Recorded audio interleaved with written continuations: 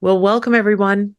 Welcome to TRF Tuesday, 30 Mind Body Minutes. This is the Trauma Research Foundation's weekly mini workshop series from bright and diverse voices in therapeutic embodiment. Please like, share, and subscribe if you're watching on Facebook or YouTube. It tells them this content is valuable and they'll show it to more people. The following session is not a substitute for, nor does it replace professional mental health advice, diagnosis, or treatment. If you have any concerns or questions about your health, always consult with your physician. So we're so happy to have you at Healing Your Relationship with Food, an IFS Approach. This is session 1 of 4, entitled Intro to IFS, How Parts Get Burdened. And it's my really great pleasure to introduce you to our presenter. Jeanne Catanzaro is a clinical psychologist and executive leader of the Internal Family Systems Institute. She specializes in treating eating disorders and trauma since 1996. Jeanne co-leads workshops along with IFS founder Richard Schwartz. Jeanne trained in psychodynamic psychotherapy, somatic experiencing, and EMDR before discovering the IFS model.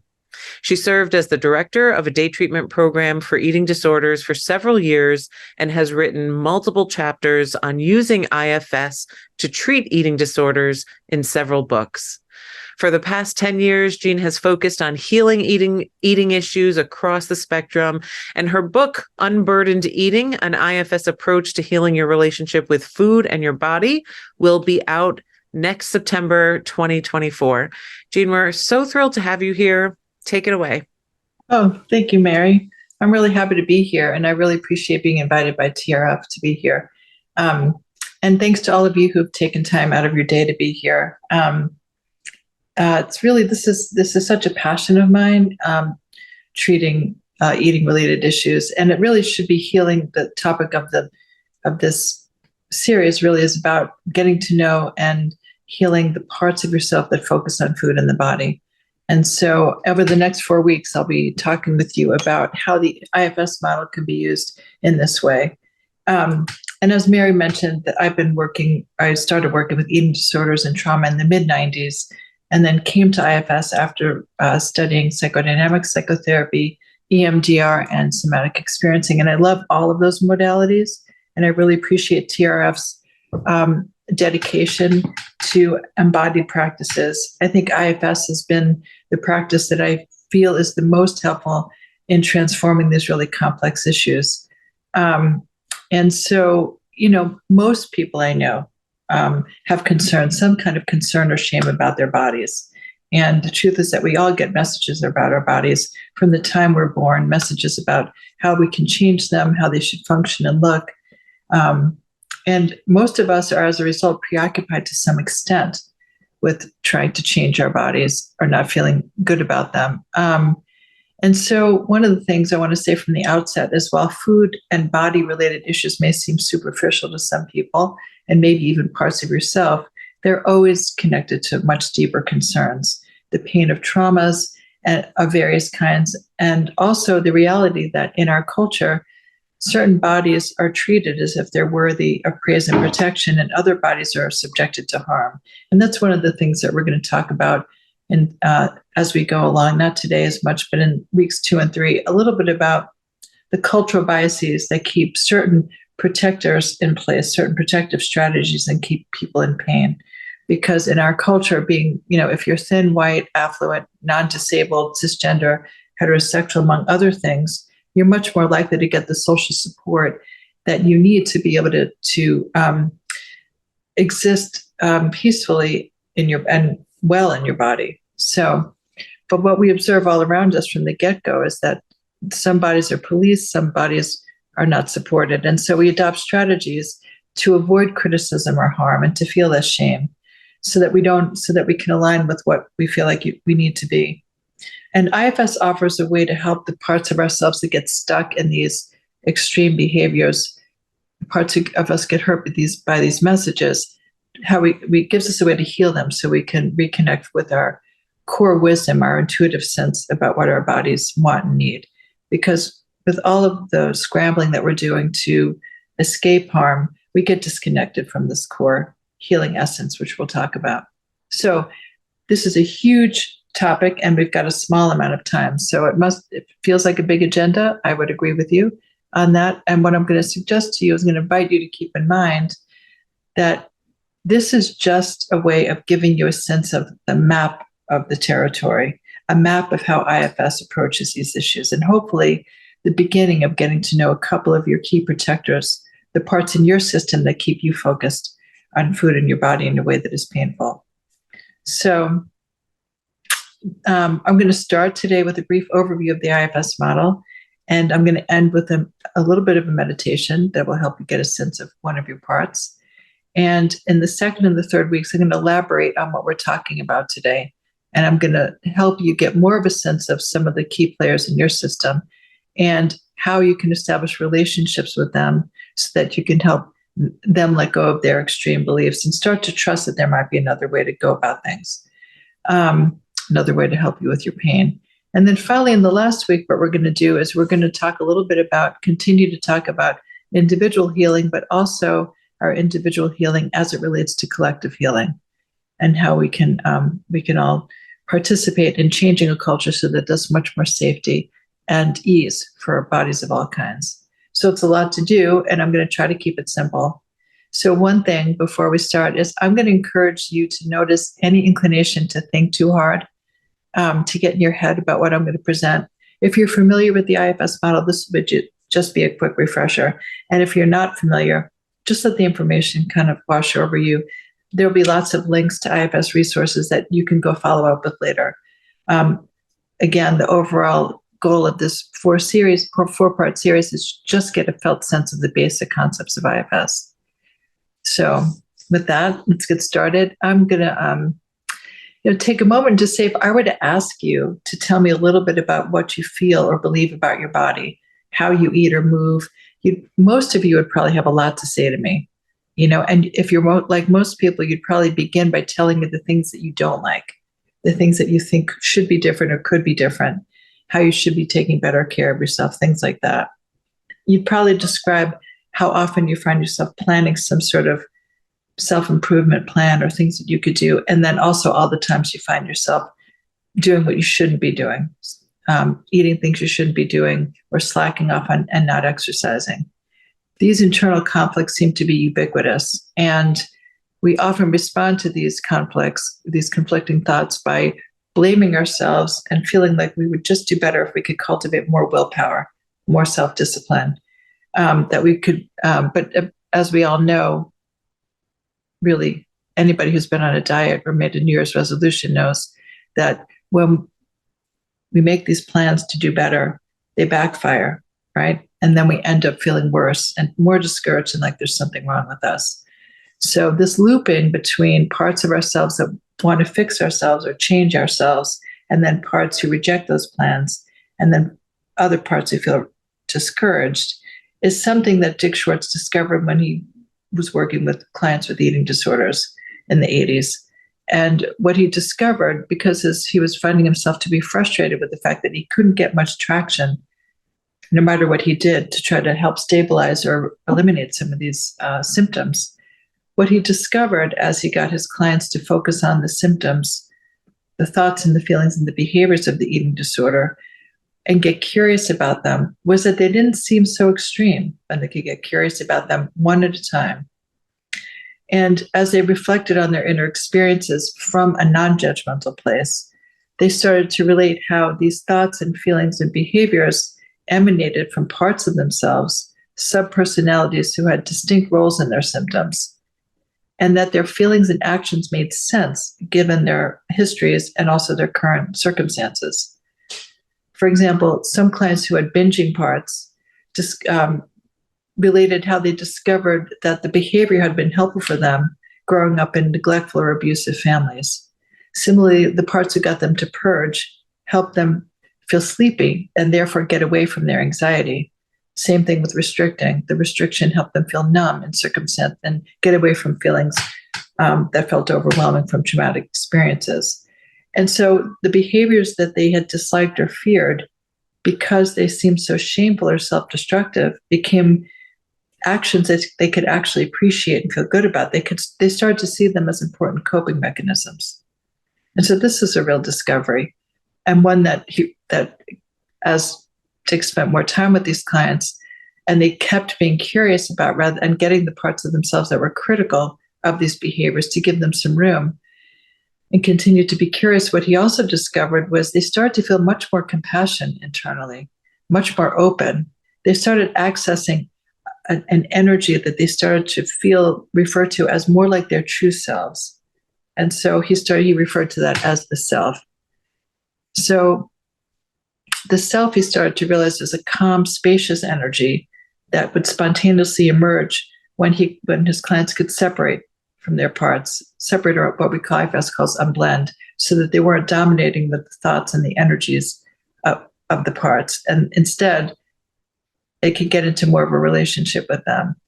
And so over time, what he started to realize is that we all have a self. We all have access to this internal resource. It's actually spiritual traditions.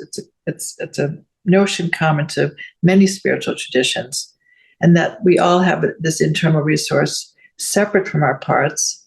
And you can sometimes helpful to think about it as like a wise and caring parent that supports the needs of the individual parts and helps them to negotiate. And one of the things that's true is that he started to realize, working with different clients, that the self is not damaged by trauma.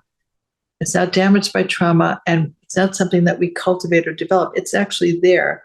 It is that our protectors block our access to it. But when you can get the protectors to step back and give some space, and when you're led by the self, you'll start noticing there's a kind of a calm, open, alive, or grounded energy. And while people differ, they differ in terms of how they experience self energy. Like you may, for example, feel energized when you're in self. Some people experience it as just a real sense of peace. So it really depends, but it really typically comprises any combination of what IFS refers to as the 8 C's: calm, curiosity, courage, compassion, connectedness, clarity, confidence, and creativity. So one of the things that Dick started to realize, that there's a relationship between the parts and the self, and IFS posits that we all come into the world with many different parts. Like, it's very natural to have these different parts who have different roles in the system, right? Who have different attributes that they contribute to the functioning of the system. And that in ideal circumstances, these parts, they emerge at developmentally appropriate times to assist in our functioning. And that most of these parts exist naturally in a state of flow, unencumbered by pain or limiting beliefs. If you've noticed kids who are just taking selfies, they just go into a pose and take a selfie, or if you've noticed them just eating with abandon, that's a good example of unburdened parts in action, right? There's no constraints. They're just really in a state of flow. And it does help to think about parts as inner children, each with a range of feelings and preferences, perspectives, and agendas. One of the things I think that's important to consider is that IFS really views parts as subpersonalities, like people, like inner children who do have a range of feelings, not just one feeling. Like, for example, the part who is critical about what you eat doesn't just have opinions about food. It has a whole range of feelings and emotions, but it's serving in a particular role. And also, like real children, the parts differ in their temperaments, their ages, and the ways they manifest emotionally and physically. So you may notice the thinking part that's kind of in your head, whereas a part that worries occupies your stomach, right? So it's really, as you get to know the different parts, you start to get to know how they show up in your body. You can have much more of a direct relationship with them. And again, in an unburdened system, the self may need to intervene from time to time, but generally speaking, there's a flow. Now, that's the ideal world, inevitably. And the other thing is that in an ideal state, like before we get hurt, our parts trust the self to lead the system. But really, inevitably, what happens is we do get hurt, right? We do get hurt, and then as a result of getting hurt, experiencing painful or overwhelming experiences, some of our parts take on painful beliefs or feelings or energies about themselves in the world. So IFS refers to these negative beliefs and feelings as burdens. burdens are fundamental to our existence, but we don't all get burdened equally. And that's something we'll talk about next week when we're talking about the different pressures that protectors feel in terms of continuing to do their jobs. Certain people get more of their share of burdens. But when parts of us get hurt and they're burdened with things like shame and fear and worthlessness, other parts step in. They're forced to take on strategies designed to keep those parts, which we call exiles, because they get exiled or isolated from the rest of the system. The protectors come in to keep them out of your awareness so that you don't have to feel them and so that other people outside of you can't detect them. Just want to mention, too, that sometimes, well, I'll mention in a second, a good example of this kind of situation is when, let's say you're a child who's really anxious or has anxious parts, born into a family that can't tolerate anxiety. Protective parts really need to step in at that point to keep you safe from being hurt because the parents can handle your anxiety. And of course, it might be very overwhelming, too overwhelming for you to have the anxiety all alone. So protective parts come in and they try to keep you safe by suppressing the anxiety. And one way to think about it is when parts get burdened. There's an analogy of the relationship of a burden to a part. It's like akin to you getting a virus. So if you think about the last time you got sick, maybe that you got the flu, and you just didn't feel like yourself, and you maybe even couldn't function. That's a little bit like what happens when parts get burdened. They become extreme. So the exiles hold extreme pain, extreme sadness or worthlessness, and the protectors hold an extreme belief that they need to do what they have to do to keep you safe by adopting a particular strategy. Maybe it's getting you to look perfect, maybe to lose weight, or to get you to do whatever to numb out from the pain you're having. So one thing we're going to talk a lot about next week is about the different sources of burdens, but parts of us get burdened by direct lived experience. They also get burdened by watching other people get hurt, inheriting beliefs and feelings from family or ethnic groups, and then also all the biases that we absorb from the larger culture. All of those come in and they can saddle our parts with a lot of pain. But what's important to know right now is that when parts get burdened, they're stuck in the past at the time when they first got hurt. And both the exiles and the protectors don't really get that there's a self that can help them now, right? They truly believe that they're stuck at another time where they're helpless to do anything different. So, and protectors, there are two different types of protectors. We're heading into something we're going to actually do a little bit of an experiential soon, but there are two types of protectors, and one are the part is the managers who try to keep us looking and functioning well. And the key difference between the two types of protectors, managers and firefighters, is that managers are proactive in keeping you away from your pain and trying to prevent more pain. They're the parts that keep us looking good and functioning. They're good examples are the ones who get you to go on a diet or on a cleanse or an exercise regimen. They're the ones who are maybe good planners and organizers. They're the ones who are critics.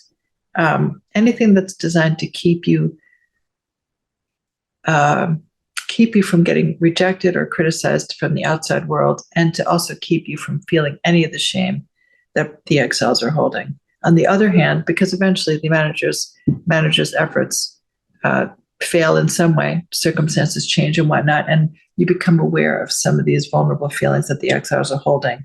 And when that happens, firefighters come in to try to snuff out or get rid of the pain right away. Firefighters react to the emergence of the pain by coming in swiftly, and they do this in all kinds of ways. They use various substances or activities. Binging is a good example.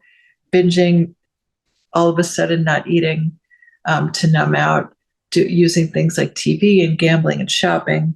And there's a real range of firefighter activities, from socially sanctioned activities like humor and watching TV, all the way to the extreme of cutting and suicidality. So, and again, the difference between the two types of protectors is when they're emerging in the sequence of behavior. And the most important thing to also keep in mind is that lots of people find fault with one part. They come in complaining about one part. Typically, people come in complaining about their firefighters. If I could only get that part to stop eating at night, for example, I often hear a lot about that. And we're often identified with our managers. Our culture is very good at promoting managers to high positions. And so we tend to like our managers for what they can do. A lot of times people don't like their inner critic. And so what they do come in is with some complaint about how harsh that part is.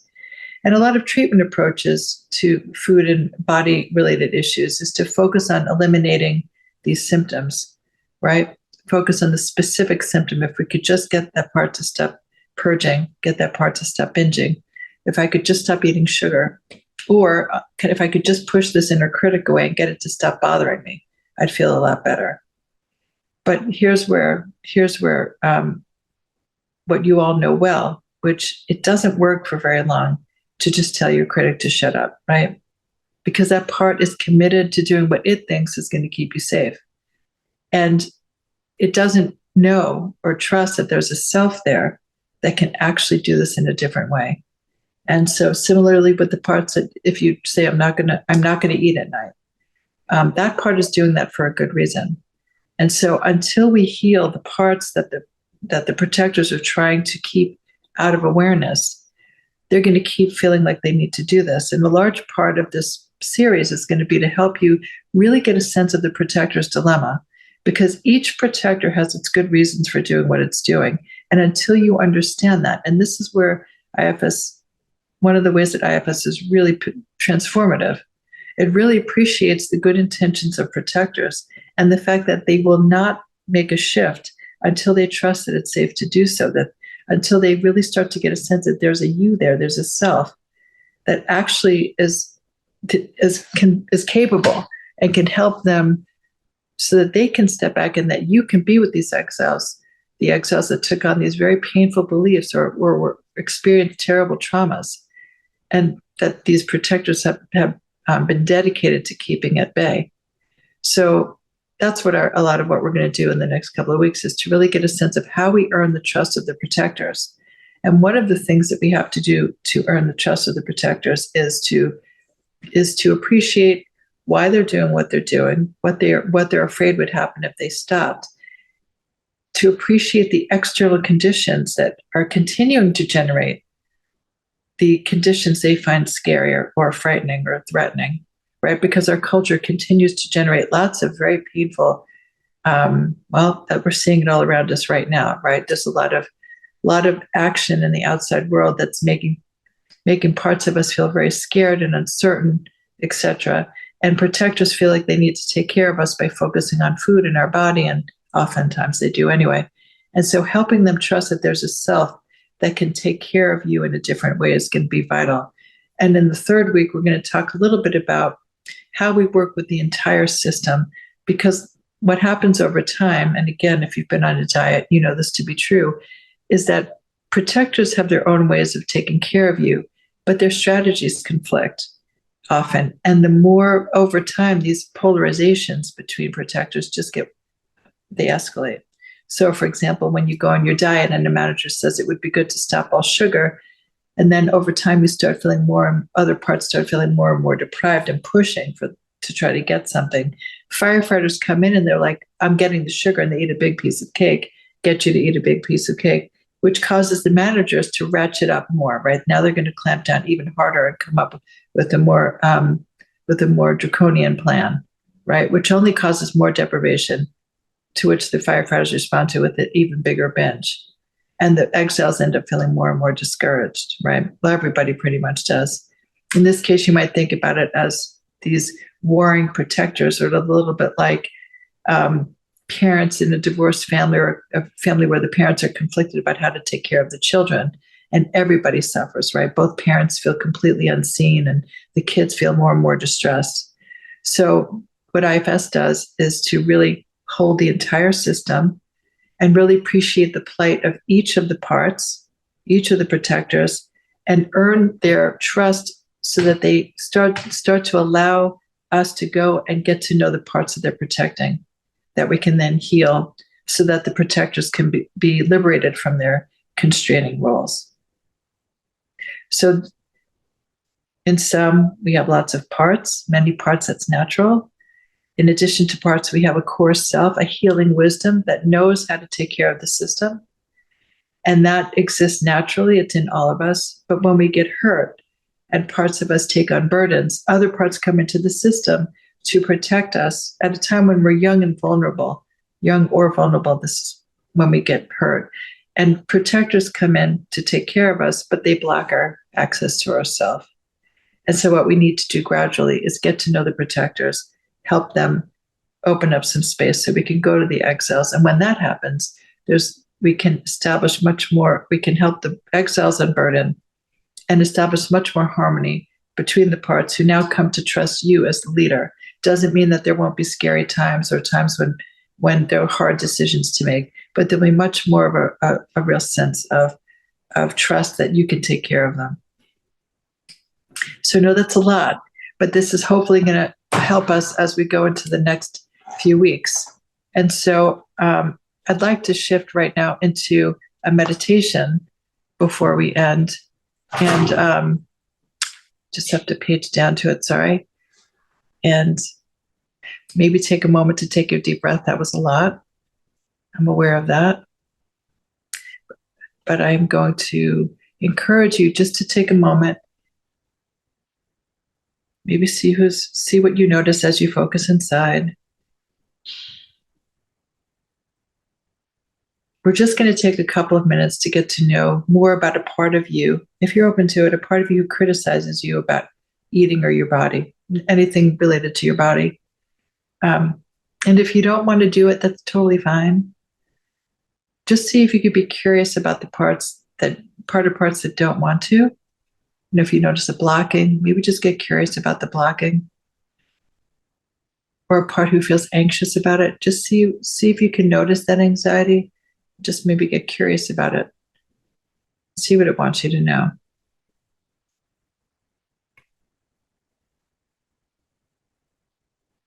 This is just a standard IFS meditation that we do to kind of on a regular basis, right? It's a way of starting to establish a relationship with parts of your internal system.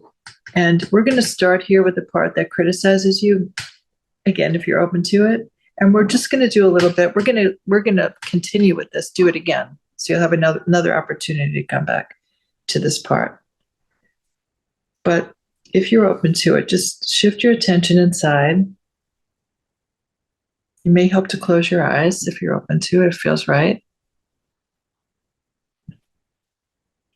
And just see as you shift your attention inside, if you can notice where you find the part who criticizes you in or around your body. Just notice how it shows up. You might want to think about the last time you noticed this part giving you a hard time.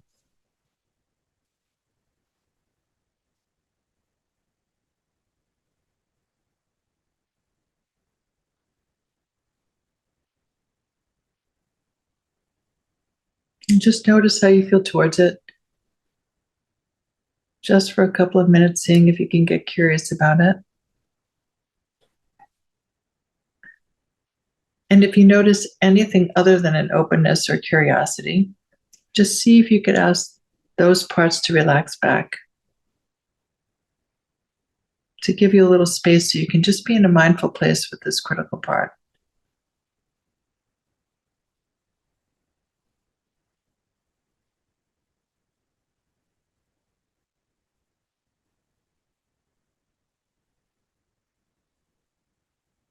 Just ask it what it wants you to know about why it criticizes you.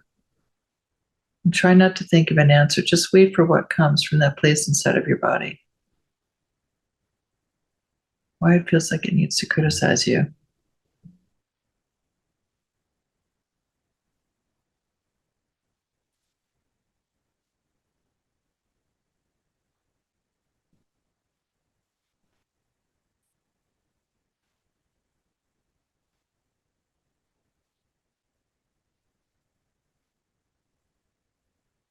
If you're with the critical part, ask it what it's afraid would happen if it didn't criticize you in the way that it does.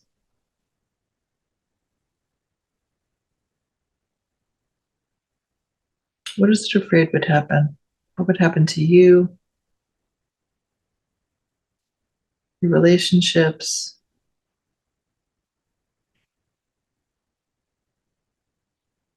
Anything that it worries would happen.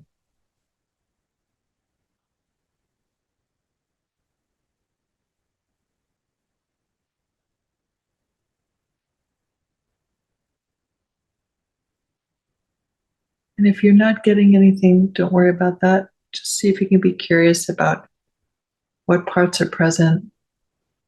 Again, just opening up a non-judgmental, curious space. Whatever you're noticing is there for a reason.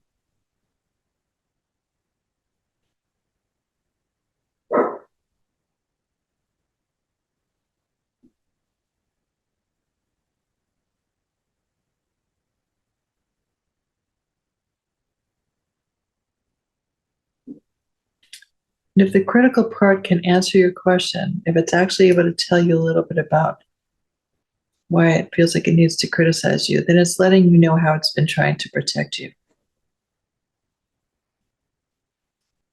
Right? It's letting you know what it's trying to do for you.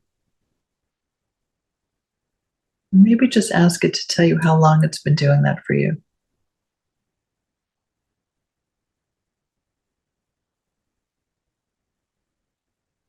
How it got its job.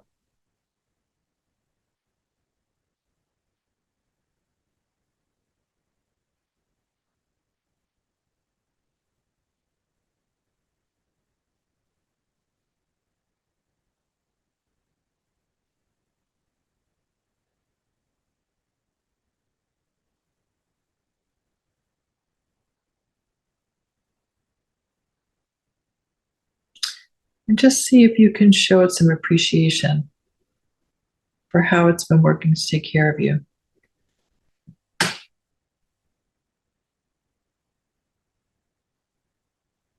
Any kind of acknowledgement you can give it for how hard it's been working, how hard it tries. And just see how it responds to your appreciation.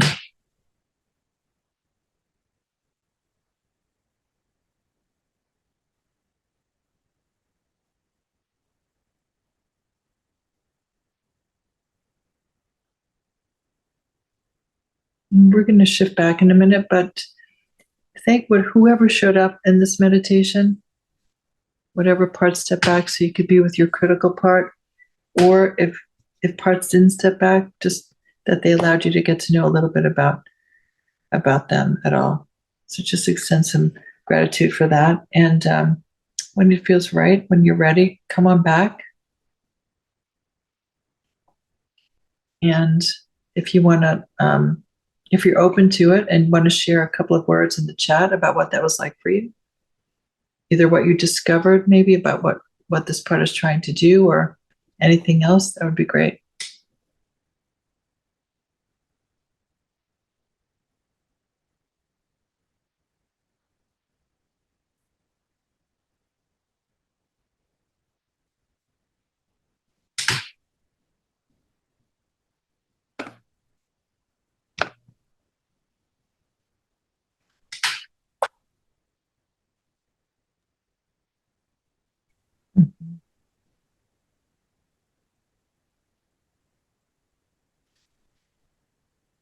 Okay. Yeah. So I'm seeing a number of people talking about what their critic has been trying to do. Mm-hmm. Really important reasons. Mm-hmm.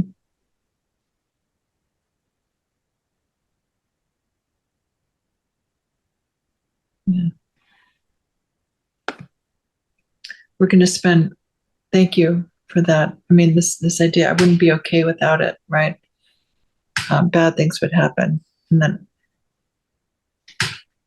just get a couple more. Yeah. I think Anne's saying it's trying to protect me from perceived disgust and rejection from myself and others. And that's a big, I appreciate all of your comments. That's a very big concern that critics have. And one of the things we're going to talk about is that in our culture, in our cultures, because we have different groups of which we're members, they are responding to some very real dangers in the world, right? And so part of it is to help them trust that we can help the parts that might be subject to some of these criticisms from others. Yep. Lori's saying, I have many internal critics. They're very busy. I think probably a number of us can relate to that. Yeah. So really appreciate your comments. These critics, they're often so maligned, right? They can be so painful, right? But they're also working so hard to try to take care of us, right? In a world that really, again, generates a lot of pressure, right? A lot of messages that we're not okay. So thank you for sharing all of that. I appreciate it.